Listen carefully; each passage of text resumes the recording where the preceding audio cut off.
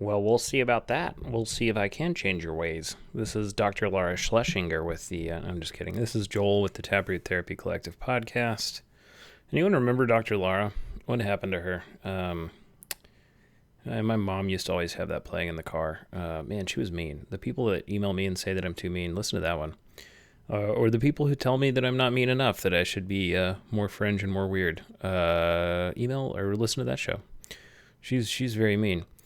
It's been a long time, and if you're still subscribed to this podcast, thank you for waiting for the next season. I don't know if this is a new season, but what I've started to do is want to do some little updates when I'm thinking about something, because I've learned that if I wait, I don't remember what I was thinking about. If you're 20, keep some notebooks, because by the time you're pushing 40, hot damn, you'll wish that you had written those ideas down when you had the time to do it. This is called The Story Science Forgot, why psychotherapy needs a narrative more than ever. So Joseph Campbell's the mythographer that I talk about a lot. He is sort of responsible for the Hollywood blockbuster indirectly. When Star Wars changed Hollywood, George Lucas was a UCLA, I think, film student, and he read The Hero with a Thousand Faces, and that's Joseph Campbell's book. And then he said, yeah, there is this pattern to stories that our unconscious longs for, and we want to hear the story a certain way, and that's been repeated in mythology, and I'm going to try and apply that structure to a movie, and he did. And they've been doing that ever since. There's the Joseph Campbell reading room, and Star Wars sort of ended the weird third act problems of the 70s and the auteur movement, and resulted in something that looks like the Marvel blockbuster now, which is not really Joseph Campbell's fault. I don't know if he would have liked those. But that's who he was. He said that there was this monomyth. A lot of people are probably familiar with him. I've mentioned him before. I write about him a lot on the blog, but, he was not wrong. He identified these broad patterns in mythology that once you see, you can't really unsee, which is why he was effective. But he was also a little bit of a showman, which is why I think he ended up having the success that he did. Well, I mean that, and he also got pretty lucky with the time that he wrote it. And he wrote Hero with a Thousand Faces, this book about mythology, in the 50s, and it didn't sell. And then he kept teaching, and, most professors that write like a book about the thing that they do professionally, like, don't really expect to break the charts a lot of the time. And then all of a sudden his royalties jumped through the roof in the 60s, and he was like, what's going on, man? Like, why are you guys reading my books? And the hippies started telling him, because we're taking LSD, and it's showing us mythology and stories and shamanism, and your books, man, they're like academic and cool, and you're square, but you're hip. And he was surprised. So it sort of elevated him to this level. And I don't want to biography Campbell too much, but like one of the things that he would do that he did it a lot, especially when he was getting started. He had a lot of the same talks he would kind of repackage, which is fine. Stand-up comedian doesn't write a new set every day. But what he would do was like, he had this image of bare bones, and one of his, they were from a cave. They were millions of years old, and I think 2 million to be precise, or about that. I don't know the carbon date on the bare bones, sorry. But it was an extinct bear. It's a cave bear, one of the ones that, once people started moving around, they killed all the animals. Like, I used to be like, why are there lions and stuff in the Bible? Because there's not there's not lions in these countries where these people, well, there used to be, but then they're gone. Used to be seals in Texas and panthers in Florida and all kinds of things. But it was I think a cave bear, but an extinct bear, and it's in this old tomb, and it's buried sort of ritualistically, and it's, leg bone, I think, one of the bones, maybe an arm bone, I think it's a leg bone because the picture is pretty thick, is shoved back through the mouth of the bear. And he would say, to these college students, this shows that the circle of life was understood by the ancient man that hadn't even discovered writing, hadn't even stopped evolving, didn't even have a modern brain like we have. And they buried these objects ritualistically, which, they did. It was intentional. And they shoved the mouth of the bear open. It was eating of itself to give of itself, to show that nature destroys itself in order to give new life, and that we're in this process of cycles of creation. And ancient people absolutely did believe that. I mean, Campbell's anthropology and archaeological record there about a lot of things. I mean, we may not know exactly what they thought about the Venus of Willendorf, but we have a pretty good idea of the symbols, the forces that these symbols were pointing to. And the bare bones, he would use to illustrate this. But here's the thing: they're 2 million-year-old bones. Like the bone could have just fallen into the bear's mouth. They could have thrown it in the hole. It may not mean that, And he would talk in this way that was very deterministic, but it was also compelling. And he told a story, and it was a story that resonated so deeply with something in the human psyche that it became this, invisible architecture of an industry now. And made him one of the most popular speakers in the world at the time. He died pretty young. I wonder what would have happened to Campbell sometimes, because a lot of the male Jungians tend to kind of go mad. They don't age well. They get kind of weird by the end of their life. And I worry about that with myself. I talk about James Hillman a lot, but I'm digressing here. So, Campbell didn't know that he was objectively right about those bare bones, but he was pointing at something that was real about humans make meaning. So it didn't really matter if the person who put those bones in the ground 2 million years ago had the exact same thought process that Campbell was saying, because he was using it as a piece of evidence to kind of gesture at a story and a bigger truth than whatever this caveman was thinking when they put that there. And that story that he told about making meaning was more powerful than any peer-reviewed paper. And it connected a lot of people to depth psychology in a way that probably let depth psychology survive in a way that it wouldn't have if it hadn't overlapped with the culture, because there were all these fresh recruits, the people that are obsessive, that they watch Star Wars, and then they want to learn about the mythology that Star Wars was based on, and then they want to look at the people that Campbell's pointing at, and they come across people like Jung and other mythographers and anthropologists that are in the depth psychology space. Campbell was not terribly honest, I think, about how much he took from Jung. He really could have written the same book and been a Jungian analyst, but that wasn't his bag.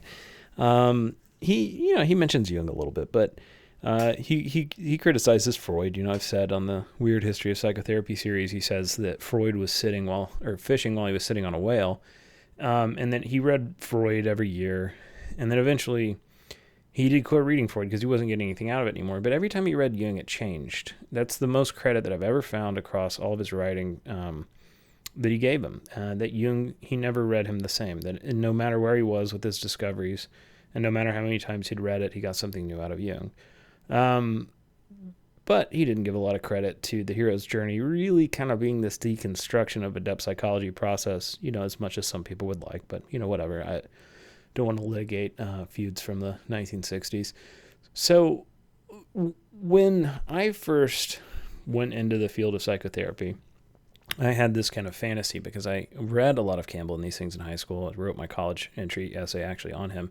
And I was trying to find this place like Berkeley in the 70s, and I wanted to immerse myself in the grand conversation between psychology and mythology and anthropology and philosophy and trauma and integrated care. And I imagined something like the Eastland Institute in the 1970s, because I had read about it, and I didn't know as a high schooler that the world was the way that it was now. And, Fritz Perls developed Gestalt therapy and so much stuff. I don't want to get lost in the history here.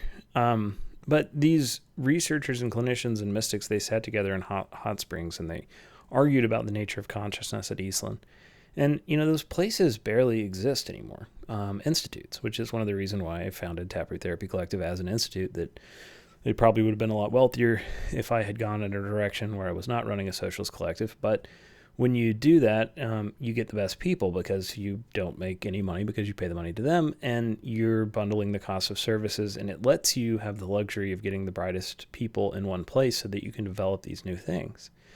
And when I first came out of school, before I founded Taproot, when I was, trying to find a place to work or find a professional identity, I found this competitive model that psychology had turned into that was built on H indexes and impact factors. If you're not familiar with those, that's how you give value to your work. The H index tells you how much somebody has cited your paper, and the impact factor says how many people actually read this research journal? Yeah, you got it published, but is this journal really worth a damn? And that people were chasing those numbers in a way that had kind of ripped the profession apart. And that's always been a part of psychology. I mean, a lot of people are like, well, I went to school in the 70s and we still had that. I mean, it was a big book in the library you flip through and it still told you, and that's true.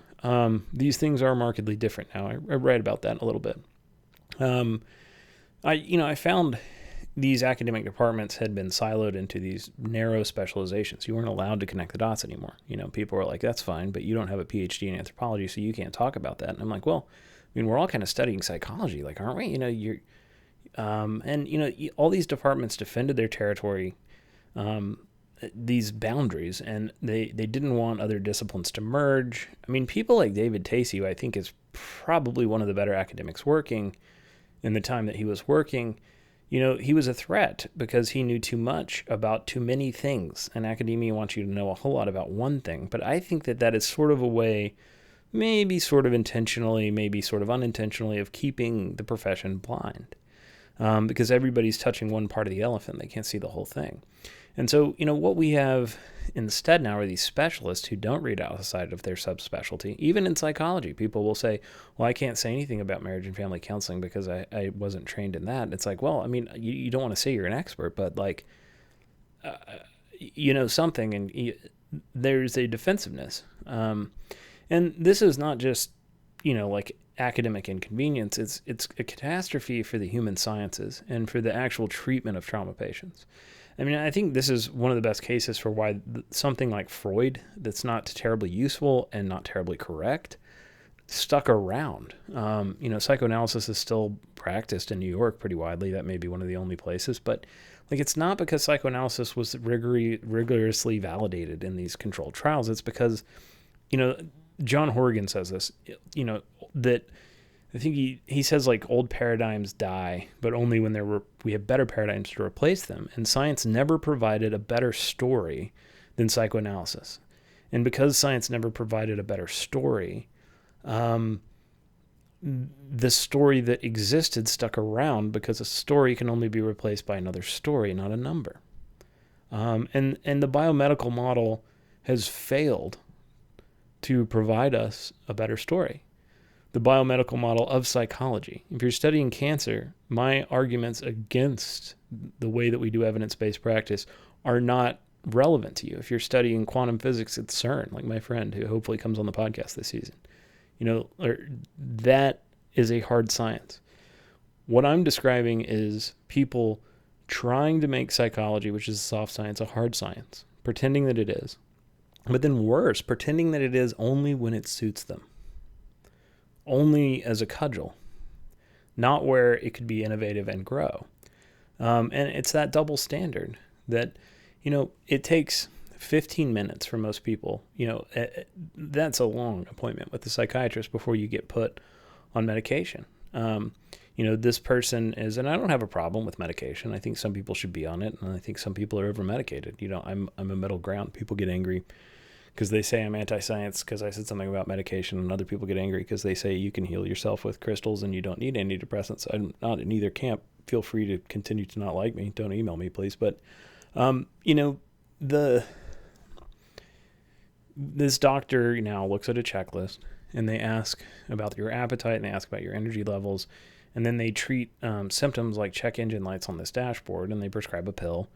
And then they send you out. And that is not the way that psychiatry used to be practiced. And psychiatrists also used to do therapy. The people that you're reading about, Irvin Yalom, that got a lot of people into therapy. He was a lot of people's gateway drug. He was a psychiatrist that actually did therapy. They don't anymore. I was watching the show Evil recently, and the psychiatrist is like sitting there and doing therapy and prescribing a medication. It's like, how often does that happen?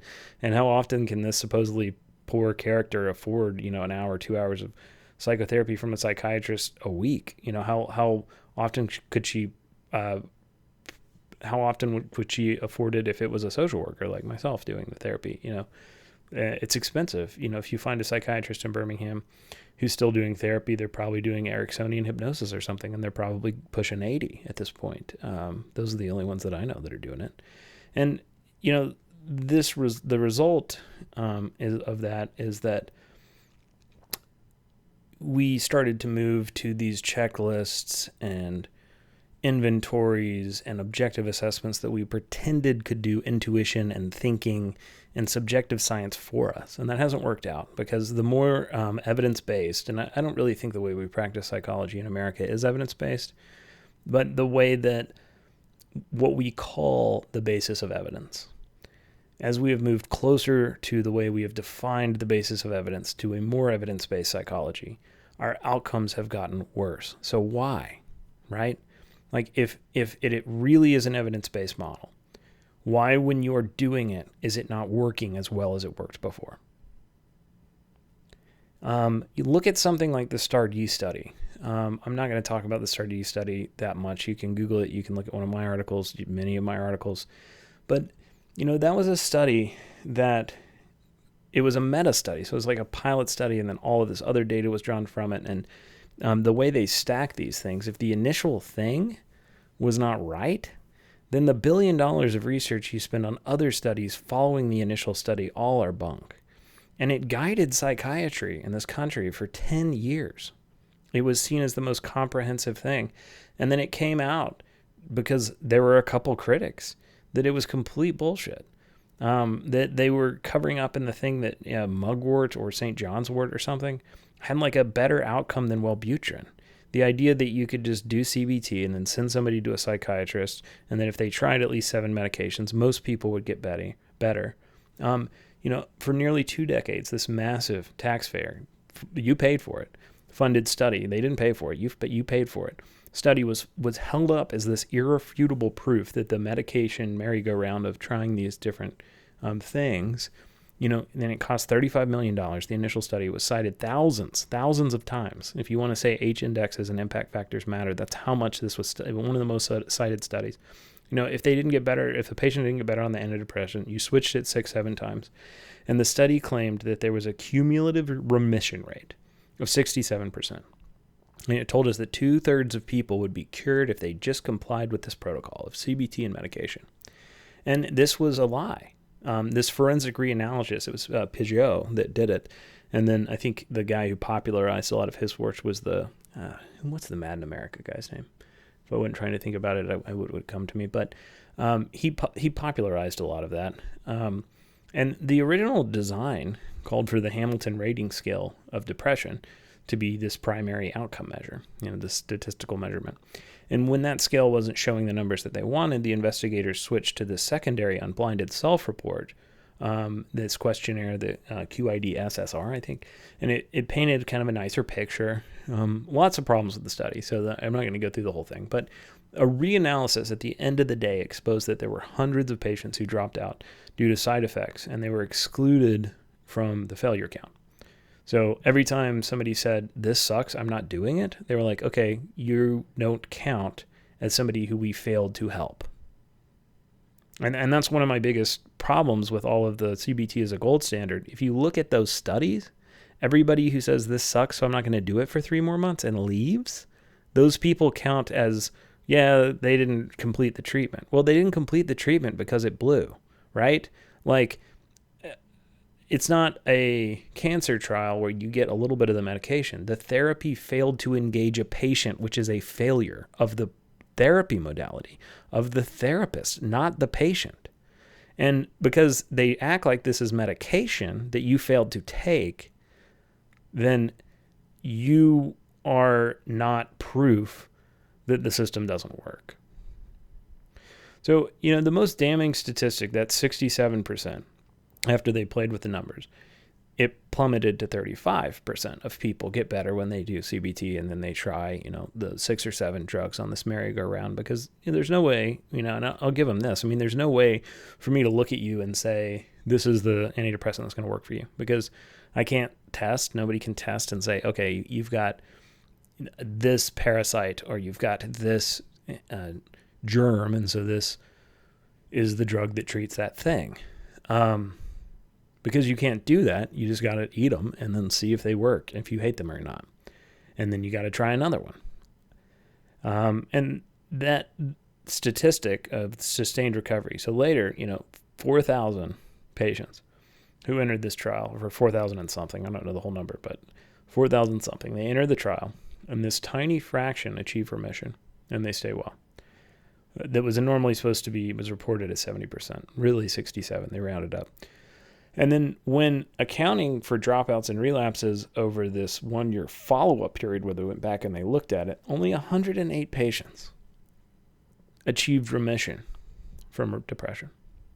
And they stayed well without relapsing into depression, not alcohol. They use the word relapse, but it doesn't mean that.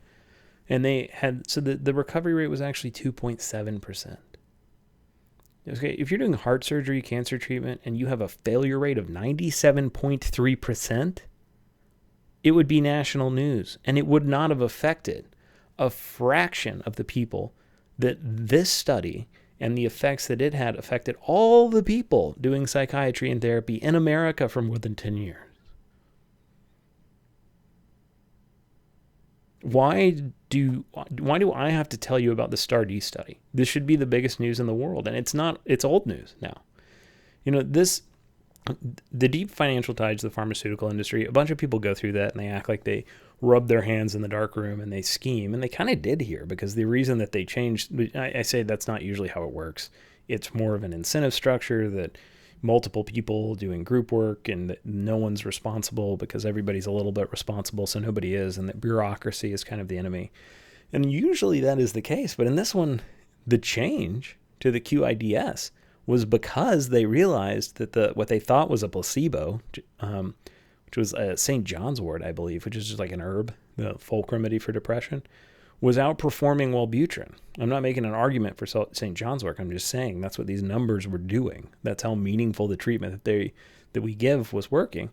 And, I've got problems with Freud. I have problems. I like Jung more than Freud, but I don't think that everybody needs to be an analysis. I'm not making that argument. But, here's what the depth psychology's understood. That these things are systems, not checklists, that we don't anymore. Humans are not biological machines. We are meaning-making creatures who navigate the world through story. When you take our stories away, you do not make us more rational. You make us more lost. One of the biggest criticisms of Jungian therapy or depth psychology is this is just literary criticism that's dressed up to be called therapy. And my answer is yes, it kind of is. It's helping you make sense of yourself, which is something that humans can't function unless you do.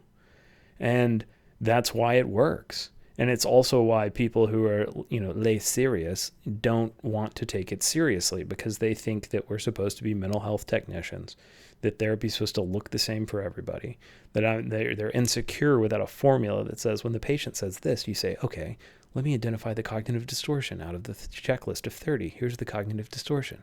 Now I need to pick one of the 4 interventions that works for this cognitive distortion. Okay, thought blocking. I'll prescribe that now. And that's horseshit. It's not good therapy. The Flock of Dodos section in the book, The Ghost Lab, we interviewed Matt Hungoltz-Hetling twice. He's a buddy of mine. He's a nice guy.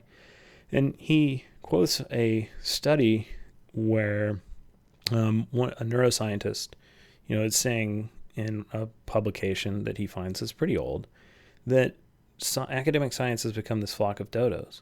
That and he's not calling them dodos like they're stupid. He's calling them dodos like they're going to go extinct. He says that we're not communicating the science well to people, and that we're not making the science a story. We're not making it a narrative. We're not letting the numbers tell a story. In order to take them seriously, we're kind of stripping them of meaning, and so no one is taking it seriously. And they're pivoting to pseudoscience. And they're pivoting to folk remedies, and the economy gets worse, and well, hell, I can't afford therapy anyway. But I'm not really good at admitting that I can't do anything about my situation because I'm a human, and so I'm going to project causation on this thing that doesn't work. And, one of those primary functions of a subjective narrative in an objective field like psychotherapy is that it lets us start with things that we consider self-evident, right? things that we don't need to do a study to determine because we can just all agree that they are true. And these things these things that don't need evidence because they are grounds upon which evidence stands, right? Like, how does the Declaration of Independence start? They say we hold these truths to be self-evident. These are our values. Men are created equal. Men are created free. You should be able to pursue happiness. They don't say, well, the pursuit of happiness and the freedom of men and the equality of men is, we did a double-blind randomized controlled trial and we think that it's a good idea because it results in these effects. They don't say it makes people more money if they do this. They just say this is the reason that we're starting this country, because these things are true. And you can say, well, what if that's delusional? Well, I think that you run a greater risk of making masses of people delusional when you don't have self-evident truths, because most people agree on things that are self-evident that are uniting, and the things that are fringe and weird often most people don't agree with. And the biomedical model has no way to accommodate these self-evident truths because they're not measurable. You can't run a randomized controlled trial on human dignity. Martin Heidegger understood this, and he warned that science and technology were becoming self-justifying systems that asked only whether something could be done and not whether or not it should. We're watching this play out right now with large language models and AI. The tech industry is boiling seawater and consuming enormous amounts of our resources to build these huge systems. And the AI boom is a bubble. The AI boom is a bubble. It's going to pop. It's probably going to leave Google with Gemini and then some self-hosting models and some super expensive stuff for state actors and maybe corporations. But you're not going to have cheap ChatGPT in 10 years, man. Like, you're not. Should we do this? Should we be fundamentally restructuring our economy for one of the biggest bubbles, like running one of the biggest experiments that we can't bail these out? This won't be the bailout of GM because there's not enough money in government coffers to prop up the value of these companies that can never make back the trillions of dollars that have been poured into them. Can we just recognize that having a livable planet is probably a self-evidencing goal? Can we recognize that having a psychotherapy that will engage with a perennial philosophy might be more valuable than another meta-analysis demonstrating a small effect size from manualized interventions?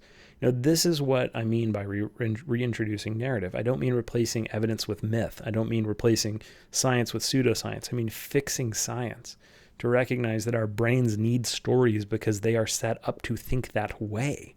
And if we need a medicine, if we need an anodyne for our suffering, it's going to be found in somebody being able to make meaning.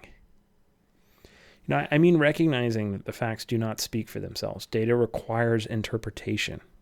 Interpretation requires a framework, and frameworks are stories. The story that science forgot is the story of science itself. It is the story of how inquiry emerged from human communities trying to understand their world with the bare bones. We can recover a story. We can rebuild the connections that the academic silos have severed, and there's people doing it all over the country now. It's not going to be done by one person. It's not going to be done by a hero. It's going to be done by people giving a shit. If academic science has become a flock of dodos, clinical practice has become something arguably worse, and it's become a reenactment of the Stanley Milgram experiment, where the system plays the role of authority figure and the patient plays the victim. That's the one where he shocked people.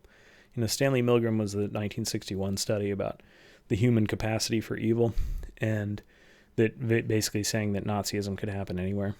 But its deeper lesson was about the capacity for distance. When the subject had to physically touch the victim, compliance with the order to shock the person. I'll back up. The Milgram experiment you probably learned about in Psych 101, but it's where the guy is just wearing a white coat. He's not introduced as a doctor. He's just in a white coat, and he says, hey, shock the guy in the chair. And the voltages go up until these ones are marked with lethal dosages. It's not real electricity, but the guy in the chair is like, please don't shock me. And most people did it. But if you ask them to reach out and touch the person first, fewer of them did. And when the subject was asked to physically touch the person, 30% less people would shock the person that they had to touch rather than just look at. And that white coat retained its authority when it created this buffer between the human actions and their consequences. Modern psychotherapy has built this massive administrative white coat that separates the healer from the healed. And this is not a metaphor. It's a structural reality that is actively driving patients out of the profession and into the arms of pseudoscience. For a patient in crisis, the evidence-based system, it functions as, and again, I'm not talking about using science. I'm not talking about what I consider good evidence. I'm talking about what academic clinical psychology right now considers good evidence. There's a study on healthcare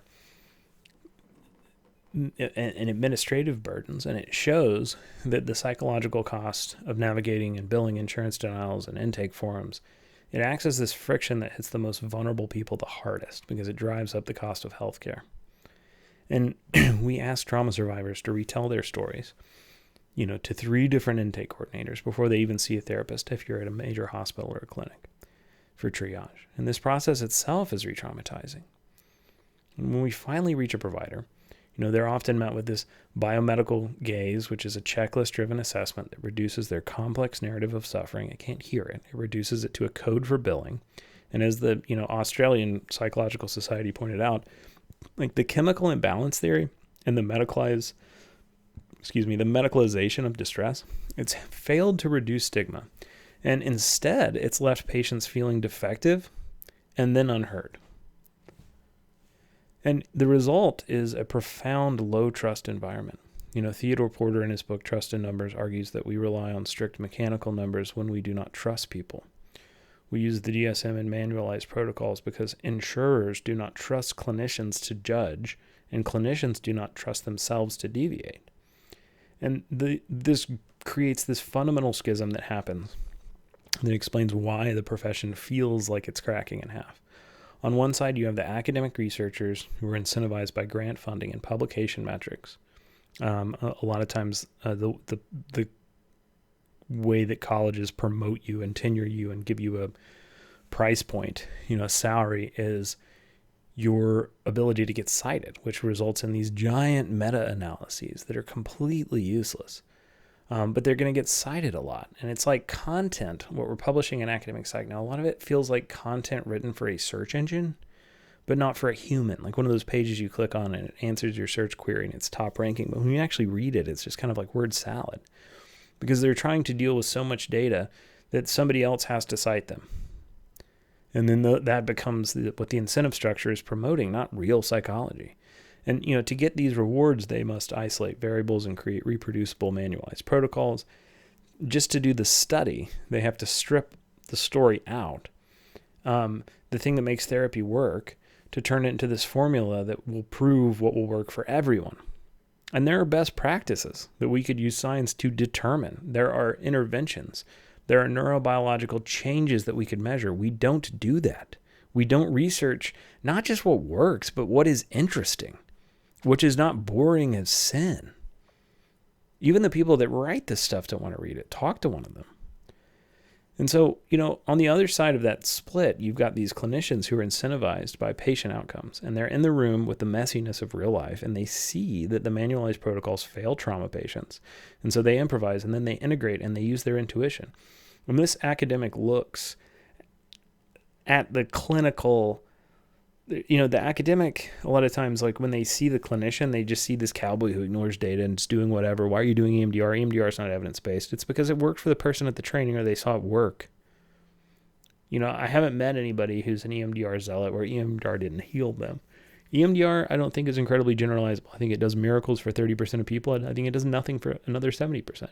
That doesn't mean it doesn't work. It's another tool that you have that you try, and if you don't get a response, you stop and then you move on to a new tool. It's not a black or white, like this works or it doesn't. And this is why research is no longer informing, therapy practice as much as it should be. That's why I wrote that article about the schism between academic and clinical psychology and why they're in two different worlds, which is not good for the profession. We've created these two different languages, and the researcher speaks in p-values and population averages, and the clinician speaks in case studies and individual breakthroughs.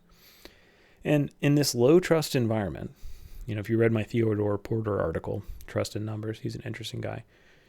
Numbers are what you revert to when you have a low trust environment. It creates this vacuum that wellness influencers are all too happy to fill. And We, mock the public for turning to these unverified supplements on TikTok and, snake venom or Joe Rogan or whatever. But like the diagnosticians who are telling people about quantum mysticism, making their soul vibrate to chakras and like all this stuff, they're telling a story, which is why people are listening to them. We have to ask these influencers, like, we have to ask us, like, what are these people providing that we're not? What are these influencers giving to people that feels good? And maybe that should be a part of the initial intake and triage of therapy instead of a false hope. It could be the thing that prepares them for an evidence-based practice that is actually effective. They're providing a narrative. They're providing connection. Maybe it's parasocial, but they're providing a connection to a person. And it feels like a high trust experience. Whereas modern therapy, for a lot of people in these studies that I'm quoting, it doesn't feel like they trust the system after they participate. And it doesn't feel like they'll ever go back because the system sucks. Recent analysis suggested that wellness fads thrive not because people are stupid, but because the influencers offer this feeling of personal validation that the medical system denies them. And even AI chatbots are now being described by users as more humane than doctors because the AI listens to the whole story without looking at a watch or a checklist. And when a patient is told by a doctor that their pain is, idiopathic or psychosomatic because it doesn't show up on, lab tests, and then an influencer tells them, I see you, I believe you, and here is a story about why this is happening. The patient will choose the influencer every time. And the trust gap drives them away from care that might actually help and towards solutions that feel good, but they don't do anything. And because that style of the girls with the crystals in their hair or whatever, doing yoga with perfect makeup on top of a mountain in Denver or something, because that style works, now we're seeing it everywhere. I always make a joke about how politicians around the beginning of the Trump administration on both sides started talking like avatar characters or influencers where if you've seen Avatar, the James Cameron one, they'll be like, I feel you, Jake Sully, I see you. There's these kind of I'm not criticizing the movie, they're fine, but they have that, kind of new age thing. And then at the beginning of this administration, there was Nancy Pelosi and Katie Britt both looking into the camera and being like, we see you, we feel you, Americans. And it was like, whoa, dog, don't feel me. Okay. Pass Medicaid for all or build roads or schools. I don't need validation from y'all. But I think that that's the reason that the culture is moving towards that style, which is not good. And this leaves this ethical psychotherapist, I'm not saying I'm ethical, but the ethical psychotherapist. I'm ethical, but I wasn't just talking about myself. I'm saying it leaves this person who is trying to be an ethical psychotherapist that wants to broadly follow the science and try and interpret it, but then also figure out things that work in the room and where manualized therapies don't and deviate from them. They're forced to participate in the system where, we know that it's alienating the very people we're trying to help. And we're trained to value the therapeutic alliance or the bond of trust above all else. And yet we work in the system designed to sever it with paperwork and time limits and insurance remits that don't pay because the system's not clear. Do you know how easy it would be to make an app tomorrow where you walk into a clinic and it's like, oh, we see you're on this site, but you don't have prior authorization here. Your appointment's at 5, or, oh, here's your insurance app just showed you 6 psychotherapists in the area. And these are the people that take your insurance and here's their availability. That app could be done in 2 minutes. The reason it doesn't exist is because if you're afraid because you've had this bad experience before, and insurance billing is a complete nightmare where the provider can't even tell you, what your insurance benefits are, which is the position I'm in all the time. And so I tell people, call your insurance company because it's legal for them to lie to you. It's illegal for them to lie to you. It's not illegal for them to lie to me. And so they will. And when I call and I wait in line and I get this information, a lot of the time now it's wrong. And the person's mad at me and I'm just telling them what their insurance company told me when I gave them the benefit. But they can do that, and they're not on the hook for it when they make those mistakes. It would be incredibly easy to simplify this process. They don't simplify it because they don't want it to work, because they want you to be afraid, and they want it to be complicated, because the more that you are afraid and the more that it is complicated, the less likely you are to jump through all of the hoops to get them to pay for the money that they owe you and the treatment that you need. That's why it's hard. If we want to stop this exodus and we want to heal the split, we need structural change. We can't just hope for better insurance reimbursement. We need to change what we consider valid science. And we first have to re-legitimize the system of a person. Get rid of checklists and understand these things as processes. Because of my website, I have to do all this SEO. One of the worst things that's search engine optimization. And there's schema markup and code and all the stuff that I wish I never had to learn. But now that I know it, like, the worst thing that you can do is be like, what are the top 10 things I have to do for my website? What order do I need to improve my website? Check, check, check, check, check. Because it doesn't work. Google won't see it. You can do all those things like a checklist. You have to understand them as parts of a system that are balancing each other out, that have trade-offs, that have an effect on each other. And the human mind works like that too. We have to replace those checklists with aggregated data of those randomized controlled trials. We need to bring back qualitative, not quantitative study. And we need journals that publish rigorous, detailed accounts of what actually happens in the room when a patient gets better. And look at the people that are effective and see what they're doing. Second, we need to build open source repositories for clinical observation. Like, currently, the wisdom of the field is locked behind the profit paywalls or lost in the private notes of isolated therapists. And we need a Wikipedia of clinical practice where thousands of clinicians can document what they're seeing in real time.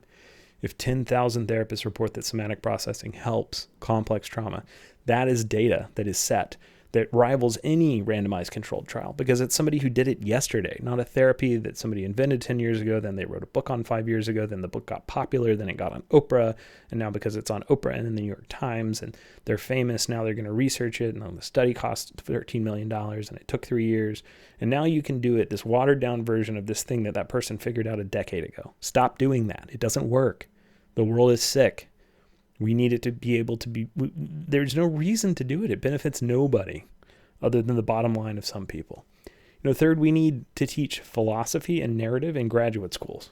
And while you're at it, go ahead and add like anthropology and some neuroscience to therapists. You're talking about polyvagal theory, and half the people don't know what these words mean because they don't know how the brain works, which I took classes in to learn because it's my job.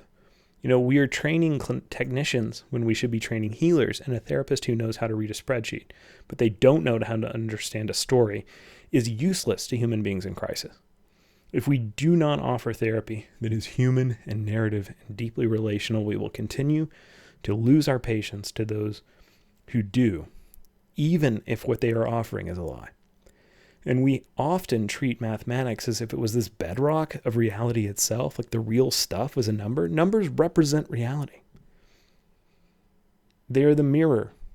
They're not the thing. The thing speaks for itself. Numbers are a way of recording it imperfectly. And we act as if a p-value is a piece of the universe, like a rock or a proton. But we have to remember that math is not the thing itself. It's a representation of the thing. It is a map. It is not the territory. It's a mirror. It is not the face. Theodore Porter in Trust in Numbers. It's a great book. Read it. He reminds us that we reach for these mirrors when we do not trust our own eyes, but the mirror is useless without someone to look into it and interpret the reflection. Data by itself is pointless. It's a pile of bricks without an architect, and it requires interpretation to become meaning, and interpretation is fundamentally a narrative act. And when we try to make a purely objective study, we're still telling a story. We're still saying these numbers represent this phenomenon. The problem with the STAR-D study was not the data. The data was fine. It was the interpretation, because the numbers told a story that you're not allowed to tell anymore, which is that the system did not work. What was the evidence-based practice gold standard has failed. And so they changed the story. Then when you research something, you say these numbers mean this thing, and another research comes along, looks at the numbers and says, no, this story it represents that because look at them from this lens, look at them from this way. That conflict, a lot of people say the science changes when you point out these conflicts. Yes, it changes, but it needs to change based on improving lenses, not based on our subjective blind spots. Because the problem with not having a story, by pretending like, oh, we're just going to be a flock of dodos and this is for experts and we're just going to look at numbers and data because we're evidence-based creatures, we're logical beings. We're not emotional beings that sometimes have logic. We're logical beings that sometimes have inconvenient emotions. The problem with that conception is that you don't see the story that you're telling, which is the problem with academic psychology right now. Some of those biggest breakthroughs in history, like, they didn't come from people who crunched numbers. They came from people who could see the story that the numbers were telling. And these stories are really damn interesting. And they're often stranger and more beautiful than the representation. I mean, like, you don't have to go to a mystic like Kukule, who invented the benzene ring, which made you be able to get diesel fuel out of charcoal, basically, which is why diesel fuel took on. I'm not going to go through that, but yeah. Look up how GM and Ford, Henry Ford being super racist, like, sort of let the Nazis happen because they gave a lot of like the information on how to get charcoal out of diesel fuel to the Nazis because I don't know, they liked Nazis, and like part of that is the reason why World War II was ever able to happen, since Germany had no oil until you taught them how to make it out of charcoal. But Kukule discovered that in a dream. And when you look at the Ouroboros, he saw the Ouroboros, the snake eating its own tail, the infinity symbol, and then he started thinking about molecules and what the snake was telling him. And then he realized, like, oh, this is what the molecule is doing. It's an interchange, and you can affect that interchange, and you can synthesize, coal from oil because they have this same structure, and something else goes here. The data didn't lead him there. And you don't have to go to the mystics. I mean, look at quantum physics. Like, the raw math of all of quantum mechanics is never somebody who gets to the math and then, they hit a hole in the math. Like, that's how you get some theories that kind of patch holes in these numbers. But when you have physicists like Schrodinger or Werner Heisenberg, when they look at data, they see this story about uncertainty. That the cat is both alive and dead because the particle hasn't been observed. They didn't calculate, they interpreted. Einstein and Oppenheimer. Like Einstein said when he's discovering relativity, well, what if there's a guy in an elevator and the guy in the elevator is going like straight up? Newton says that gravity is like a force, and that movement and inertia is this force that acts universally. And never changes like gravity or like light, but I don't really think that. What if a light beam's hitting the guy and he's moving up in this glass elevator in space, and then a hand comes out of nowhere that's giant, it grabs him and jerks him to the side? I think that there would be, a recoil dynamic. So that doesn't mean that momentum is this straight force like Newton thought.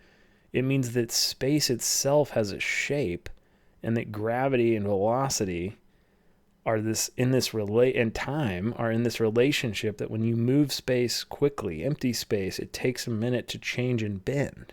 Like, he saw that in his mind. He didn't like math. Oppenheimer, he took Einstein's theory. I'm not a quantum physicist, so if I'm getting some of this a little bit off, come at me. But like Oppenheimer, from what I understand, he just took classical physics to the most extreme breaking point, where he said, what if there's a singularity where you compress everything down into one tiny atom? What if, there's the end of velocity? What if there's the end of space? What if there's like more gravity than could, enough gravity to suck up light? And then said, oh, it broke. You can't have these extremes. So there must be this dualism of probability where there's things that haven't happened yet. So we can't calculate them all the way because they haven't happened. They're going to happen, and they're in the process of being discovered what they will be. But they're not absolutes that we can calculate. That's how he got to the mysticism of quantum physics and brought it to America from Bohr. And even in psychology, the data of the talking cure, it was messy and it was anecdotal until Freud and Jung gave us the language of the unconscious and the archetype. We were objectively right. Were they right in every detail? No, not really, but they gave us a lens, a framework, a story to see something that once we saw, we couldn't unsee. And we need to get back to that. Numbers don't give you that. And And that allowed us to navigate this chaos of the human mind, and they provided this map that allowed us to enter a territory. And we've spent the last 50 years trying to strip this storytelling capacity ever since CBT, ever since the Reagan and Thatcher revolution. Ever since the insurance company, ever since the corporatization of colleges that are supposed to train people. We've stripped the storytelling capacity out of our profession in this misguided attempt to be taken seriously by the hard sciences or treated like one, which I don't think should be the goal of psychology at all. And in doing so, we've thrown away our most powerful tool. The brain is a story processing machine. Look up neuroscience like Michael Gazzaniga. Look up people like Carl Friston. The brain is trying to understand stories based on past data that will happen in the future. And where those predictive metrics are wrong, it causes a problem until we understand the story that got the predictive mechanism there, pick the predictive mechanism apart, and then teach you to predict differently. That would be Friston's neuroscience work. You can read about him on the gettherapybirmingham.com blog if you want. And, Gazzaniga saw these kind of layers of conscious story and awareness that were competing. And those things, neuroscience, cognitive science, is more friendly to the idea, which is a harder degree to get, by the way, and a more respected one than social work or clinical psychology. They're more open to the idea that the brain is a story-making system that has to be dealt with narratively because it prefers that structure and recreates it than clinical psychology. Just because of insecurity, just because we can't look at numbers that tell us that the way we've always done it is wrong. When we see the numbers tell us that story, we figure out another thing that they must mean because that can't be true. Is that evidence-based? We have to be brave enough to look in the mirror again, and we need to be brave enough to look at the data, whether it's the 2.7 recovery rate of the STAR-D, which when they were like, oh, the study's bad, somebody messed up, nobody published that and got it on the news, one, but two, nobody was like, hell, 2.7, that's really bad. That wasn't the story. The story was that the study that didn't show that was done badly.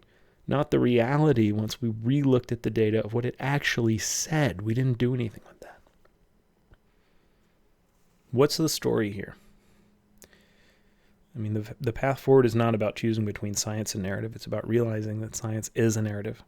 It is the grandest and most complex and most rigorous story that we have ever tried to tell. And I don't want to attack it.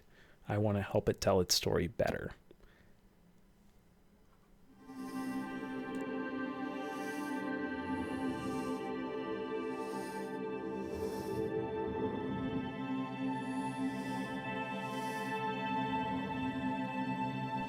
Hey guys, thank you so much for listening. I really appreciate it, and it would be a huge service to me if you are interested in the market to check out Hardy vitamins. GetHardy.com is their website, and use offer code TAPROOT to check out. That's only if you need it. They do have some of the best randomized controlled trials in the business, showing that their vitamins are able to help with ADHD and autism. And we've also seen them help with dopamine disorders, but that's just coming from things that patients tell me.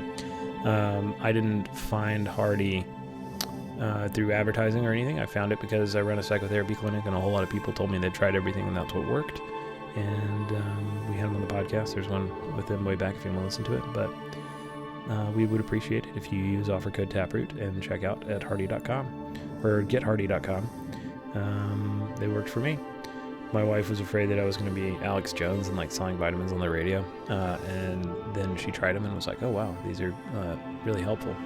And I wasn't really expecting anything. I actually didn't buy them. I told them patients that patients told me that they worked. I did the podcast with Hardy. And then Hardy, I looked up their research after I heard about it from patients. And then I got a box of Hardy in the mail and I took it because I take vitamins. And I kind of noticed a difference with these, so I don't know if they work for me. Hopefully they work for you. Thank you for your time.